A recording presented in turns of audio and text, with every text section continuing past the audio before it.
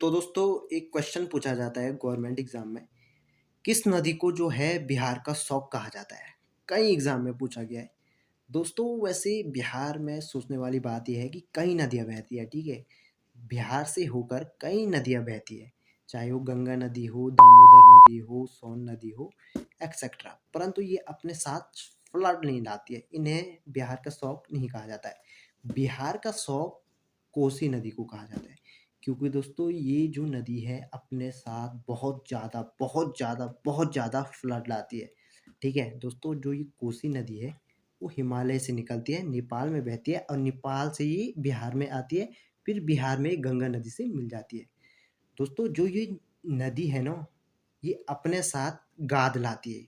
गाद लाने से होता ये है कि जो पानी का स्थान है वो गाद ले लेती है और पानी ऊपर उठ जाता है। पानी थोड़ा ऊपर उठ जाता है, इससे होता है ये है कि जो पानी है वो चारों ओर फैल जाता है, ठीक है, जिस कारण बाढ़ आती है। दोस्तों याद रखना कि उत्तरी बिहार में ज़्यादा बाढ़ आती है। दोस्तों दूसरा जो कारण है कि जो हमारा हिमालय है वो हाइट में है, जो बिहार है वो डाउन में है।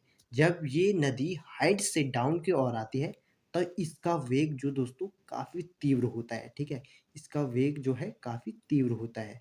दोस्तों एक बात ये भी है कि जो हमारी कोसी नदी है इसकी एक पर्टिकुलर डायरेक्शन नहीं है। जब ये बिहार में आती है, एंटर करती है, तब इसको ऐसे पता नहीं लगाया जा सकता कि लेफ्ट की ओर जाएगी या राइट की ओर जाएगी। कभी लेफ्ट की ओर चला जाती है और कभी राइट की ओर चला जाती है, ठीक है दोस्तों।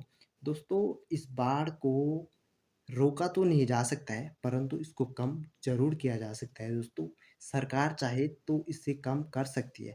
अब तक दोस्तों सरकार ने इस प्रोजेक्ट पर अरबों खरबों पैसे खर्च कर दिए, परंतु ये जो पैसा है भ्रष्टाचार के भेंट चढ़ गया है। तो धन्यवाद दोस्तों।